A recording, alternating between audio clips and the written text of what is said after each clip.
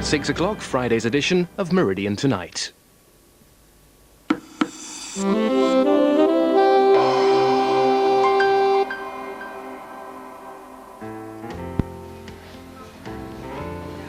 Tonight on 3 Minutes, Godfrey Dam tells us what it is he finds so objectionable about piped music. I'm in a lift going up to the 5th floor of a hotel, and I've got a lot of things to think about. I've got some business to do, and I'm trying to concentrate on what this is about, and I am being forced to listen to what is quite loud music. I find it very distracting and really not what I want at all. Far from being calming, if that's what the effect that's intended, I don't find this at all. I find it irritating.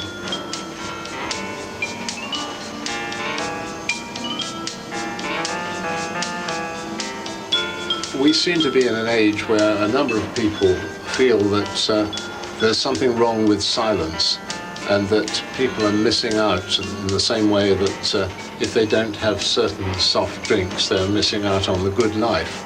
If there's no noise, especially music, there is something lacking, and I don't feel that that is so at all. I feel that silence is something that should be treasured. There's enough noise generally, and any time one can have a degree of silence, the more of it, the better.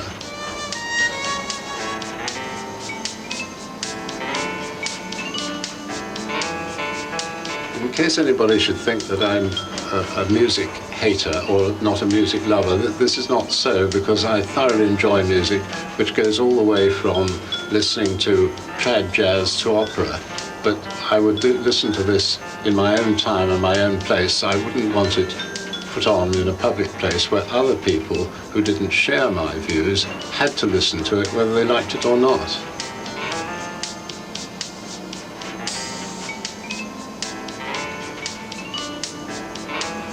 The question arises, what can an individual do about this? And I can only think myself that one can vote with one's feet. That is to say that where there is music, if it's possible not to go there, don't go there. Clearly there are places like railway stations where one can't avoid it, but certainly shops and indeed hotels, very often one can choose to vote with one's feet and simply go somewhere else.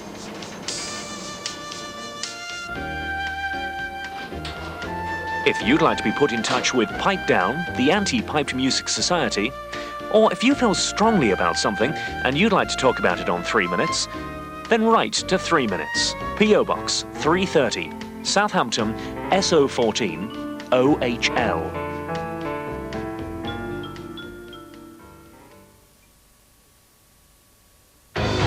Hello, in Meridian Tonight, we revisit the victims of the flash flooding which caused hundreds of thousands of pounds damage in Folkestone.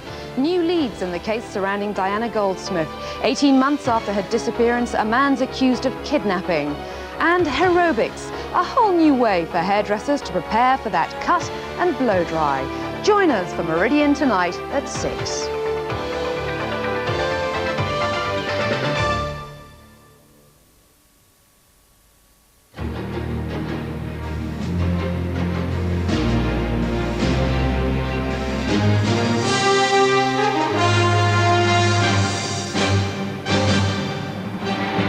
From the studios of ITN, the news with Dermot Murnaghan. Good evening. The photographer accused by the Princess of Wales of a terror campaign against her told ITN today, "I deny it all." Martin Stenning added, "She's making it all up. I'm an ordinary bloke doing an ordinary job." The Princess has got a High Court order against him. She says she's a prisoner in her own home and fears permanent damage to her health. Our royal correspondent Nicholas Owen reports. This is the man the Princess claims has made her life a misery this year. Martin Stenning, a former dispatch rider turned freelance photographer. He says he's done nothing wrong. The most photographed woman in the world has now obtained an injunction keeping him at least 300 metres away. In her affidavit, Diana says the defendant trails me all the time. I have felt a prisoner in my home and leave with a sense of anxiety. He follows me on a motorbike and has damaged my car by riding so close. In a tussle outside a restaurant, I opened his camera and removed his film. He pushed me hard in retaliation. I was shaken and on edge. I have shouted at him. He has screamed at me. He has shouted obscenities at people trying to help me. His abnormal and irrational behaviour makes me very scared. There is a grave risk that this continual harassment will cause me undue psychological pressure and permanently damage my health. The affidavit says Stenning has a long history of violent behaviour and a number of criminal convictions. One incident appears in a sequence of newspaper pictures today. The princess says recently she grabbed Stenning's ignition keys, a camera, binoculars, a flash and an invoice book as a desperate attempt to stop the defendant haranguing me. Stenning photographed the incident. What did he make of the princess's affidavit? I dispute this, I dispute this, I dispute this. The whole thing, I dispute it. So you deny all the claims that the princess has made? I deny them all. What this is a new standard for her. She wants to get rid of the royal photographers that follow her, and I'm being set a precedent. If she can get away with it with me, she's going to get away with it with all of them. So is she making up all these allegations? Unfortunately, she is making the majority of them out, yes. Every single one of them? More or less every single one of them, yes. There's yes. incident after incident that she's detailed. Yeah, these incidents may have happened over 8 months. Somebody would have noticed, something would have happened. A policeman would have come out, I'd have been arrested. I'm just a normal person doing a normal job. The opportunity's there to earn a lot of money. I can use a camera. I've earned more than the other royal photographers up there in the last month. I'm probably the top earner up there at the moment. Mr. Stenning admits 3 convictions for criminal damage involving cars while a dispatch rider, but none for personal assault. His pictures rarely make it into the British national press, according to one editor. Part of his method really seems to be that he thrusts the camera in front of the princess, very close to her, in some way to try and get an animated response and thus try and get a better picture. We have not used those pictures ever before. One regular royal photographer, himself facing an official complaint by Diana at the moment, thinks Mr. Stenning goes too far. If there is a news item or something where she is up of public interest, then we will all look at it, but not if it means bringing this woman to tears. So there is no future in that for anybody. Interest in Diana won't diminish, but many photographers may be a bit more wary from now on. Nicholas Owen, ITN. And Nicholas Owen has joined me in the studio. Nick, you've seen the press pack in full flow. Does Mr. Stenning go beyond accepted practice? I think most people would say yes, he does. I agree very much with Kent Gavin. It's always a fine line here, and after all, sometimes the princess welcomes publicity, sometimes she goes out of her way to court it, you know, going to events early so that photographers are in place, and sometimes she doesn't want it. So it's always a bit of a tricky business, but I think generally speaking, Mr. Stenning's activities don't go down well with anybody. So is he going to fight this injunction? He says he is, yes. He was telling me this afternoon that he's got the name of a solicitor and he's intending to fight all the way. But I have to say to you, he did also seem to me to be very doubtful whether he wanted to go on with this. It wasn't so much the princess's reaction to everything he said, but the reaction of other photographers. He said they are very ruthless people themselves. There's terrific competition between them. And he had every impression that they were keen to squeeze him out. So I think he's probably thinking fairly carefully himself now whether this is a career he really wants to carry on with. Nick, thanks very much. Next on the early evening news, NHS funding shock for the 8-baby mother. Bob Dole wows the party faithful at the Republican convention. And don't put away your bucket and spade. Summer's back with a vengeance. Mandy Allwood, the woman expecting 8 babies, became embroiled in more controversy this afternoon. Solihull Health Authority said they wouldn't fund her specialist treatment in London. It said it would be too costly and could be provided just as well locally. Here's our health correspondent, Anya Sitharam. I'm expecting 8 babies. Mandy Allwood's TV commercial for the News of the World, to which she sold her story about her multiple pregnancy. Using the paper's money, she was able to see one of the country's top gynecologists who's based in London. But her local health authority in Solihull says it won't pay for her to see Professor Kypros Nicolaides for the rest of her antenatal care because it's too expensive. It says there's no evidence the outcome will be different whether the pregnancy is managed in London or Birmingham. For a resident to end up being signed up for maternity care in a distant London hospital, especially a high-risk pregnancy, strikes us as not being the best way of looking after this particular pregnancy. Professor Nicolaides, who's advised Miss Allwood to have some of the fetuses aborted to give the pregnancy a better chance, is this evening refusing to comment. Anya Sitharam, ITN. Some Labour MPs today backed an admission by their deputy leader John Prescott that they'd voted for people they couldn't stomach in the recent shadow cabinet elections. But Tony Blair's office played down talk of a rift. A spokesman insisted Labour was more united as a result of recent changes. Our political correspondent Hugh Pym reports. Another burst of plain speaking from John Prescott and another ripple of embarrassment around the higher ranks of the Labour leadership. Mr Prescott warns the party must focus on substance, not soundbites, and he's sympathetic to those who criticise the handling of the shadow cabinet elections, in which MPs were persuaded to vote for the existing team. Mr Prescott told the Independent newspaper there were lots of people voting for people they couldn't stomach, but they did not want to provide division. And on the modernisation of the party, sometimes policies seem to appear rather quickly. I think this has left the party feeling a little uneasy. No Labour frontbencher was available for comment. A spokesman for Mr Blair said the party was stronger and more united as a result of the changes. They'd been overwhelmingly endorsed when votes had been taken. But the Conservatives drew their own conclusions from John Prescott's remarks. What he said was that the Labour Party had just elected people to the shadow cabinet that they could not stomach. And yet the Labour Party wants to invite the British public to elect those people to government next year. The Tories, though, have come under more fire over their newspaper advertisement, which appeared to show Tony Blair with demon eyes. Labour have welcomed the investigation by the Advertising Standards Authority, whose chairman said today there may have been a breach of their code. Hugh Pym, ITN, Westminster. Bob Dole hits the campaign trail for the White House again later today, boosted by a successful convention and gunning for President Clinton. In his acceptance speech, he promised Americans more money at home and more respect abroad. Bill Neely reports from San Diego. 40 years in politics, this was his greatest moment, his biggest chance to rescue his campaign. His task, to show Americans why he and not Bill Clinton should be in the White House. It is demeaning that to the nation that within the Clinton administration, a core of the elite who never grew up, never did anything real, never sacrificed, never suffered, and never learned, should have the power to fund with your earnings their dubious and self-serving schemes. Choking back tears, he evoked the poverty of his upbringing. My father was poor, and I love my father. But he talked tough too, warning Iran and Libya. Don't mess with us if you're not prepared to suffer the consequences. He was acclaimed by the party that has often rejected him and paraded by his new running mate Jack Kemp, who then offered Dole help he doesn't normally need to walk down steps. He has inspired this crowd, but this is not the crowd that counts.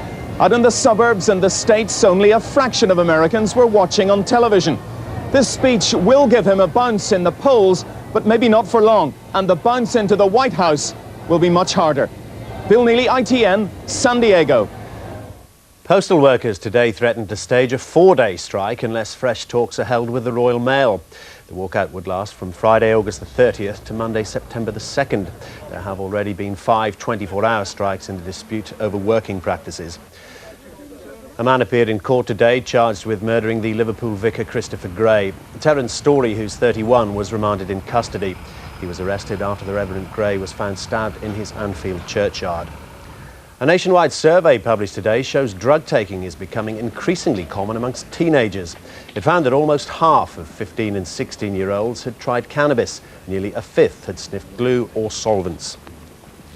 Now, if you've been a little disappointed with the summer so far, it's time to cheer up.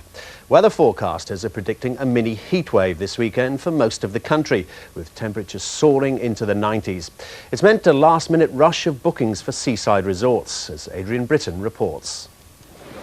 From Skegness to Southend, Bournemouth to Broadstairs, beach space is likely to be at a premium this weekend. With the last-minute rush to the coast, many tourist bureaus report accommodation is already full to bursting. With temperatures steadily rising, some have taken to London's lakes to keep their cool, watching others working up a heat. But the hot weekend will be a blip in what some regard as a disappointing summer. Remember Wimbledon? Rain forced the tournament to be extended by a day. It does seem like a more normal summer, doesn't it? You know, in that we have some fine spells of weather, but really the odd week, really quite disappointing. And that compares with last year, of course, when we had 6 weeks of clear blue sky. Parts of southeast England, flooded this week, won't benefit from the heat wave. Despite the downpour, a hosepipe ban remains in force. The advice is, enjoy the sun while you can. Early next week, we'll all be enjoying a more traditional British summer with the return of thunderstorms and lower temperatures. Adrian Britton, ITN, Central London. And it's just 2 hours until the new football season kicks off in England, but there won't be much English heard on the pitch. Premiership clubs alone have spent £43 million on foreign stars this summer, and they're promising to make a big impact. Tony Barnes reports. Receiving treatment today, Czech star Patrik Berger, the 23rd foreign player bought by a Premiership club in the closed season. Unable to train with his new Liverpool teammates and out of tomorrow's opening match, but delighted to be here. Managers have crisscrossed Europe this summer, trying to lure the best to Britain, and a growing number are coming. Manchester United have signed 5, including the Czech Republic's Karel Poborský, in part because top British players are just too expensive. The market in England is horrendous now, you know, that, well, you just look at the Alan Shearer deal, and I think that you do get far better value abroad. Middlesbrough expect full houses to watch Italian star Ravanelli. Imports are good for the game, say managers, but homegrown talent mustn't be ignored. What I would hate to see is an influx of foreign players, and then we're stunting the growth of our youth team players. We happen to have 1 or 2 coming through, which is nice.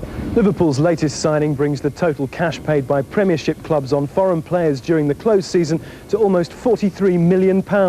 That's almost twice as much as in any previous season. Euro 96 was a showcase that brought players like Patrik Berger to British attentions, and clubs who've invested those millions will expect an instant return. Tony Barnes, ITN, Liverpool. 40 years ago, the Chicago police were all shook up over a new singer, Elvis Presley. Thinking he was a danger to society, they filmed him. And today, the 19th anniversary of his death, ITN can show those exclusive pictures for the first time. Here's Chris Roberts. Chicago, 1957, and a secret police recording of the King in action. Elvis, his songs, and the way he moved were the target of investigators aiming to prove he was a threat to the nation's morals. The film was later lost, but somehow resurfaced in North Wales in the early 60s. Elvis fan Bill Ellis bought it for a couple of pounds, and although it's now valued in thousands, to him it's worth more than money. Before Elvis there was nothing, was there? You know, like Buddy Holly said, you know, without him, none of us would have made it. So he was the king. To collectors of Elvis memorabilia, the film is a unique record of the danger Elvis posed to the authorities. Elvis supposedly was a threat to females in the world. They believed he was very indecent, and they had to film him to see whether they should ban his shows. But it's through sound, not picture, that Elvis lives on 19 years after it was announced the King is dead. You know I can On News at 10, inside the Kremlin, as Yeltsin's man demands resignations to end the fighting in Chechnya. Plus the row over the 8-baby mother who sold her story. Is it right for newspapers to pay such large sums? And what happens afterwards to those involved? But that's Friday's early evening news. Goodbye.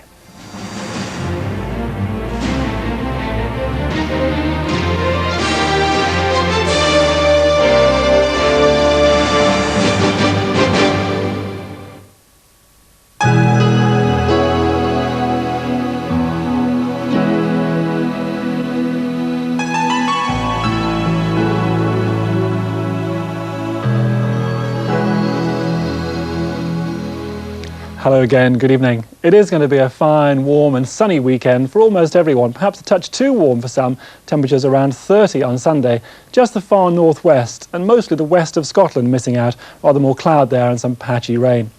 You can see on the chart for today, and the chart's not going to change very much through the weekend. There's high pressure close by. That's going to keep the weather very settled for most of us. But behind my head, just to the west, there's an area of low pressure. That's going to bring weather fronts up to the north and west of Scotland. So there will be some patchy rain there at times. But the weather fronts are fairly weak, as you can see on today's satellite pictures. Just thin ribbons of cloud around, up to the north today. Down around the Mediterranean, though, if you're heading off on holiday, glorious sunshine there, of course, and temperatures close to 30. Let's come back to tonight, though. Closer to home, it's going to be dry almost everywhere. That weak weather front producing spots of drizzle perhaps in the north and west, but a dry night for most of us. Temperatures down to around 11. And like last night, some patches of mist and fog around, so take care on the roads. The odd dense patch is quite possible. And they'll still be there tomorrow morning, so some places perhaps getting off to a rather grey and misty start. But it won't last. The mist and fog will clear quite quickly, so sunny skies for most of us. A little bit of mist persisting around the south and west, but just on the coasts. And in the northwest, you see that thicker cloud we've talked about with odd spots of rain.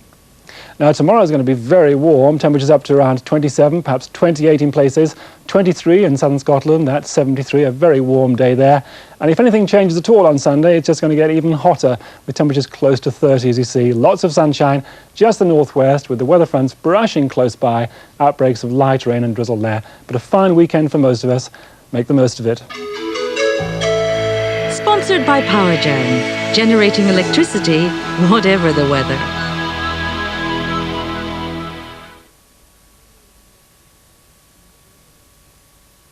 New Argos catalogue, take one. Oh.